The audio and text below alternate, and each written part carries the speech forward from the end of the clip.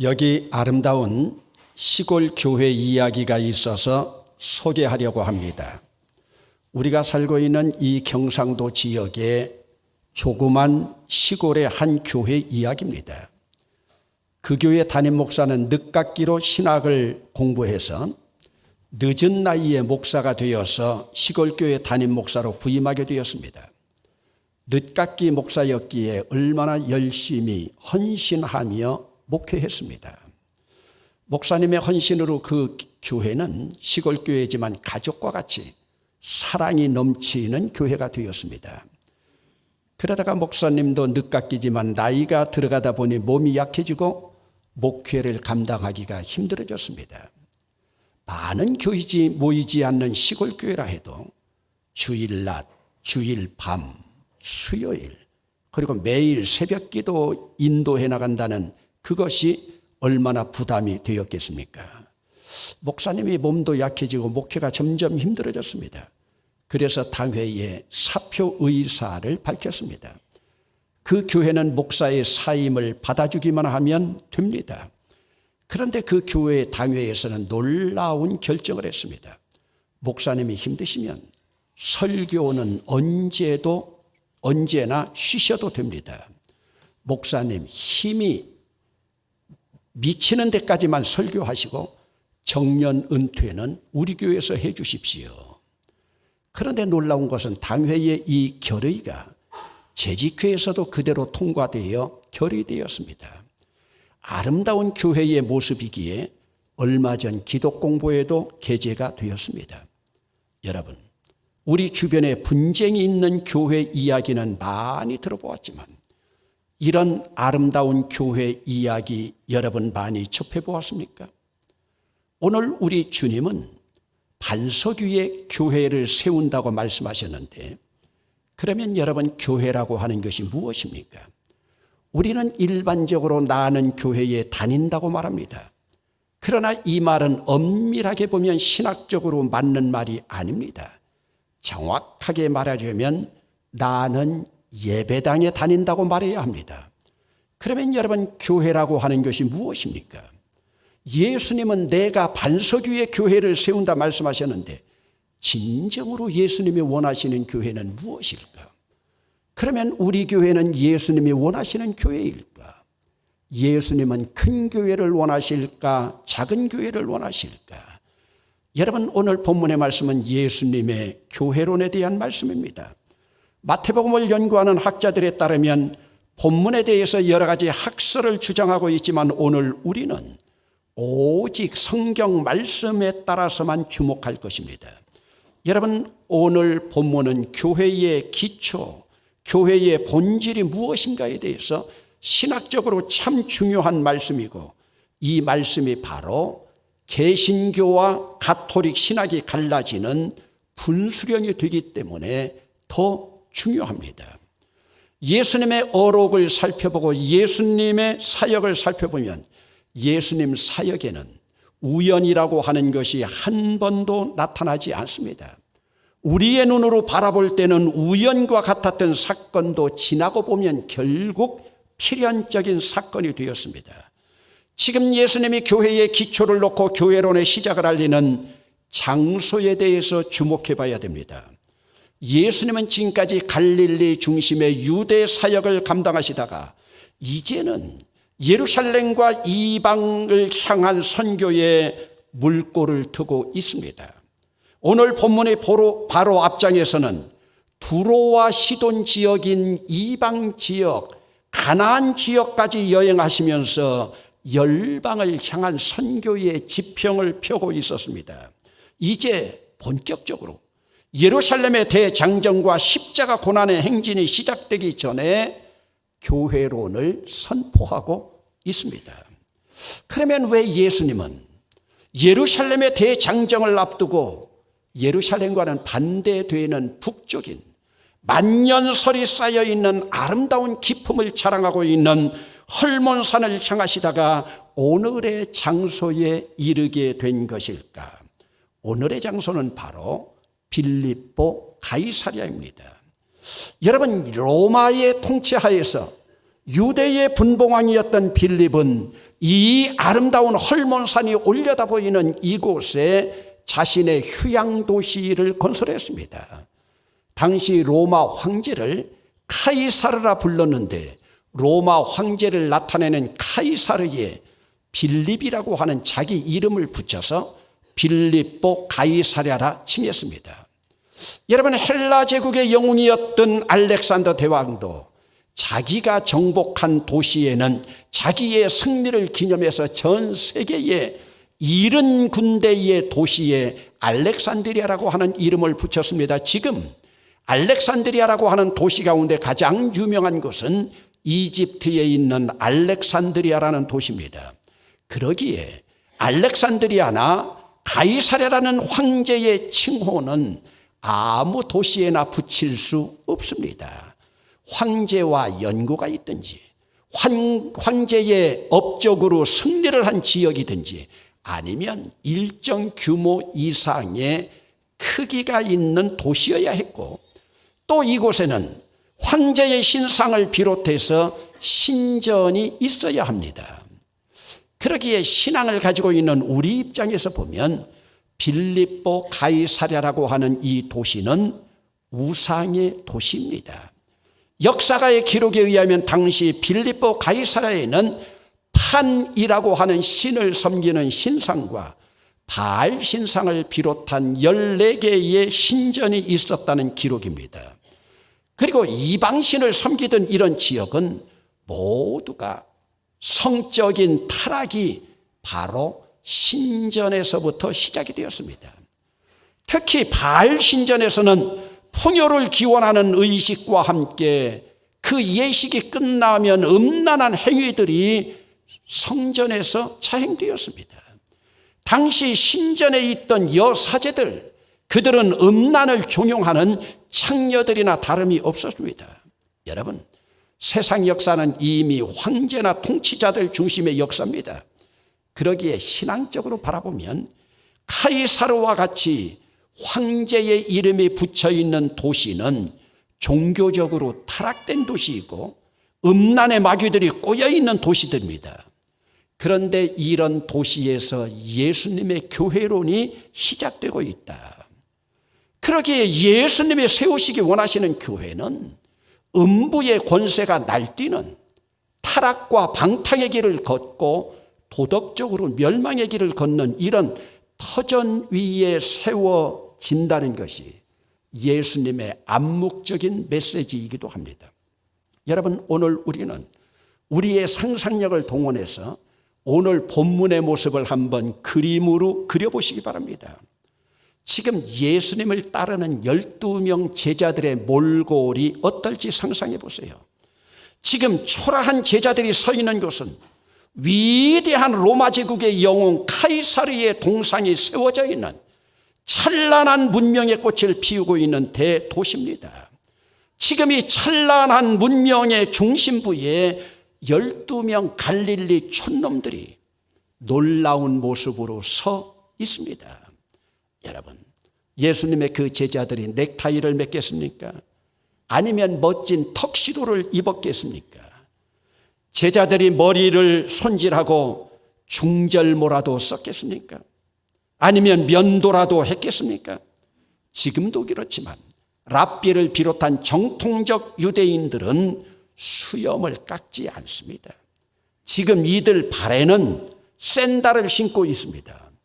이 당시 교통수단은 걷는 것이고 잘해야 나귀나 낙타 타는 정도입니다.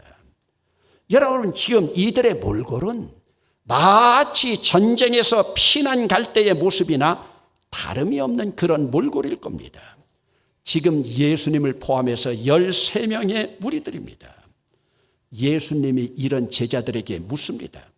사람들이 나를 누구라 하더냐? 제자들이 이구동성으로 대답합니다. 더러는 세례요한, 더러는 엘리야, 어떤 이는 예레미야라고도 하고, 그리고 선지자 중에 하나라고 하나이다. 사실 제자들이 들었던 이런 소문, 제자들이 들었던 이런 풍문, 예수님이 듣고 싶어 했던 말씀이 아닙니다. 이 풍문과 이 소문에 보면 예수님에 대해서 비아냥거리고 예수님을 모독하는 말이었습니다. 이 대답은 예수님은 이 땅에 오셨던 위대한 성인 가운데 한 사람이라고 하는 대답밖에 되지 않습니다. 사실은 이렇게 대답한 제자들도 예수를 바로 그렇게 생각하고 있었습니다. 그들이 대답에 예수님이 시르에 차 있습니다. 3년 동안 동고동락하면서 예수님과 함께 살았던 자들이, 훈련받았던 자들이 이 정도밖에 되지 않는가. 그러던 차에 성미 급한 베드로가 대답합니다. 주는 그리스도시요 살아계신 하나님의 아들이니이다. 여러분, 저녁 햇살이 석양에 넘어가면서 그 햇살의 찬란한 청동빛에 황제의 신상을 비추고 있는 거대한 신상 앞에서 초라한 몰골의 베드로가 예수님을 향하여 외쳤던 주는 그리스도시요 살아계신 하나님의 아들이시니이다. 여러분, 이 상황 속에서 이 고백이 얼마나 위대한지 알겠습니까? 오늘 본문의 원문에는 주는 이라고 하는 단어가 주어가 아닙니다. 원문의 주어에는 수라고 하는 당신이 주어입니다. 당신이 바로 그리스도요 살아계신 하나님의 아들이시니이다.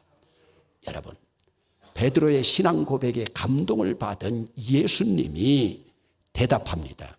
바요나 시몬아, 네가 복이 있도다. 이를 네게 알게 하니는 혈육이 아니요 하늘에 계신 내 아버지시니라. 그러면 여러분, 예수님이 왜 이렇게 감동을 받으셨겠습니까? 여러분, 지금 저기 석양의 저녁 햇살에 비추어 빛나는 저 신상의 황제를 구원주라고 하지 아니하고 세상 모든 사람들이 그 신상을 바라보며 자기들의 신이라고 고백하고 있는데, 예수님 당신이 바로 내 구원주이십니다. 당신은 진정으로 하나님의 아들이십니다. 여러분, 당시 로마 제국에서는 황제가 신의 아들이었고 황제 자체가 신이었습니다. 이 시대의 이런 신앙 고백은 황제 불경죄에 해당되고, 이 고백은 바로 사형장으로 끌려갈 수 있는 외침입니다. 그런데도 지금 베드로가 당당하게 외치고 있습니다. 여러분, 오늘 이 시대를 살아가는 오늘 우리들, 오직 예수님만이 나의 구세주이고 그분 한 분만으로 여러분 만족하면서 당당하게 살아가고 있습니까? 이 고백은 이 삶으로 살아가기를 원하시는 주님의 뜻입니다. 그러기에 오늘 이 고백은 외침으로서의 선언적인 고백이 아닙니다. 이 고백은 삶의 가치관의 고백입니다. 이제는 로마 제국의 승리주의, 제국의 출세주의, 황제의 황금 만능주의, 세상의 성공주의로 살지 않고 초라한 모습이지만 주님의 가치관으로 살아가겠다고 하는 고백입니다. 여러분, 사실 제국의 가치관으로 볼 때, 제국의 가치관은 겉으로 볼 때는 찬란한 것 같지만 결국은 허무하고 덧없는 가치관일 뿐입니다. 그러나 초라한 것 같지만 예수님의 가치관은 우리에게 풍요와 진정한 안식을 가져다주는 가치관입니다. 그런데 이런 가치관을 여러분, 우리가 어디서 느낄 수 있는지 압니까? 신앙으로 지혜롭게 살아가는 자들은 늘 우리의 믿음의 삶 속에서 느낄 수 있지만, 아둔하고 둔한 사람도 일생에 한 번은 분명히 느끼는데, 그것이 바로 언제인 줄 압니까? 죽을 때 임종의 순간입니다.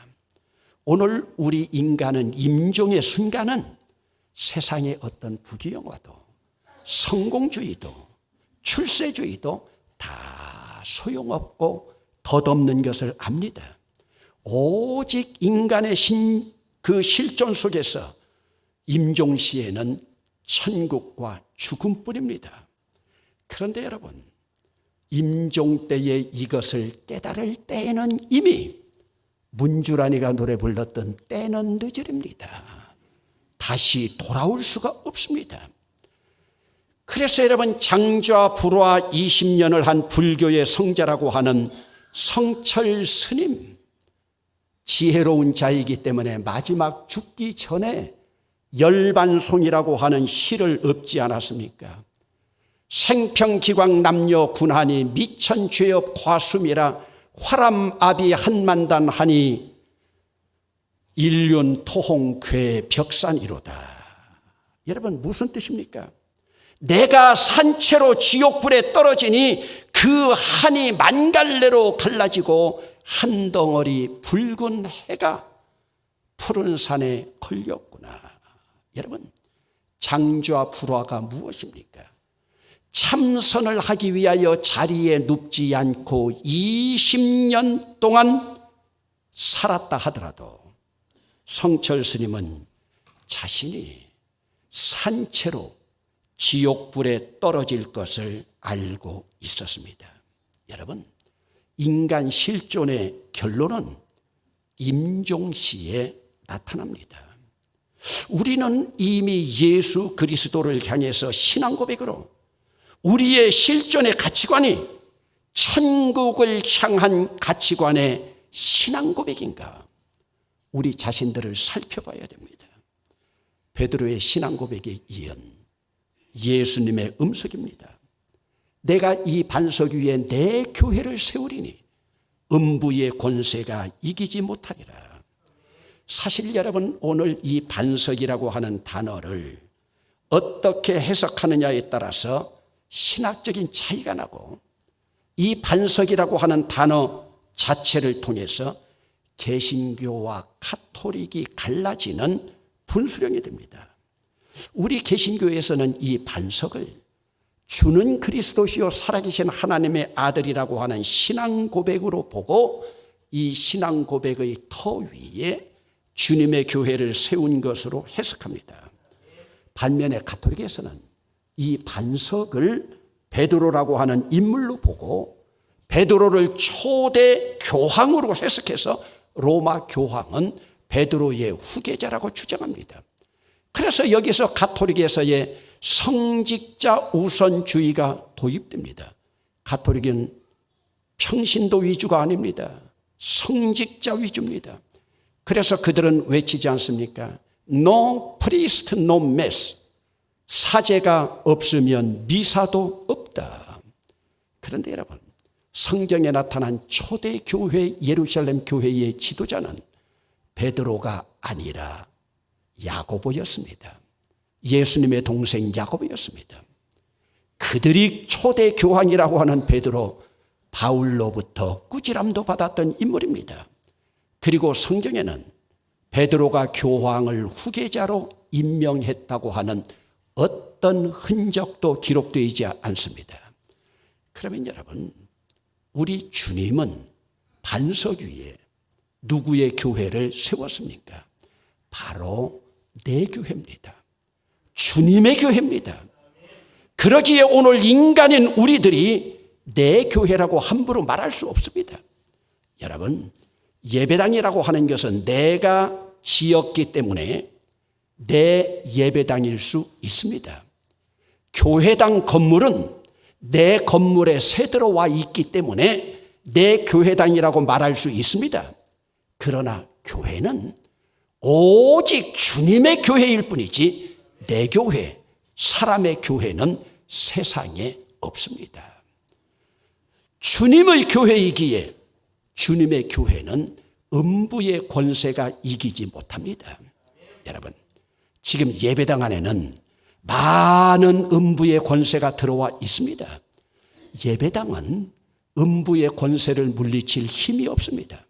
그러나 교회는 주님이 머리이시고 주님이 주인이시기 때문에 음부의 권세가 힘을 쓸 수가 없습니다. 여러분, 현재 우리나라 교회의 음부의 권세가 누군 줄 압니까? 현재 우리나라 음부의 권세는 죄송하지만 목사들입니다. 목사들이 내 교회를 주장하면서 교회를 사유화시키고 있습니다. 내 예배당은 될 수 있지만 내 교회는 될 수가 없습니다. 여러분, 얼마나 안타까운 현실입니까? 교회 지도자들이 음부의 권세가 되어가고 있습니다. 그러기에 진정한 교회는 음부의 권세를 쳐부수고 음부의 권세를 물리치고 음부의 권세를 공격하는 교회인 줄로 믿습니다. 여러분, 이 음부의 권세를 물리칠 수 있도록 우리 주님이 우리에게 천국의 열쇠를 주셨습니다. 천국 열쇠는 천국 문을 열고 닫을 수 있는 열쇠입니다. 여러분, 한국교회가 왜 이렇게 힘을 잃어가고 있는 줄 압니까? 머리이신 주님이, 주인이신 주님이 있어야 할 그 자리에 인간들이 그 자리를 차지하고 있기 때문입니다. 음부의 권세를 가진 지도자들이 예배당을 차지하고 있기 때문입니다. 여러분, 며칠 전 우리나라 불교계의 최대 종파인 조계종의 종전이 불신임으로 물러났습니다. 불교계 역사에서 처음 있는 일입니다. 종정 불신임은 불교계 평신도들이 이룬 불교계의 정화 작업입니다. 불도들이 불교계를 걱정하면서 종정을 갈아치웠습니다. 여러분, 오늘 한국교회 마찬가지입니다. 세상이 교회를 더 걱정하는 시대가 되었습니다. 뜻 있는 사람들은 외칩니다. 한국교회가 빨리 망해야 기독교가 살아나고 그리스도가 살아난다고요. 여러분, 교회는 음부의 권세가 넘치는 가이사랴와 같은 곳에 세워져 있습니다. 우리는 황제를 신으로 모시고 살아가는 세상적인 가치관으로 살아가고 있는가, 천국 열쇠를 가지고 음부의 세계에서 승리하는 신앙의 고백 터전 위에 살아가고 있는가. 조금 전에도 베드로의 신앙 고백에 기초한 사도신경을 우리가 신앙으로 고백했지만 여러분, 신앙 고백을 할 때마다 부끄럽지 않습니까? 창립 70주년을 맞이하는 우리 교회만이라도 음부의 세계 속에서 음부의 권세를 이기면서 주님이 주신 천국 열쇠 가지고 예수님의 가치관으로, 하나님 나라 가치관으로 승리하며 살아갈 수 있기를 주의 이름으로 축원합니다.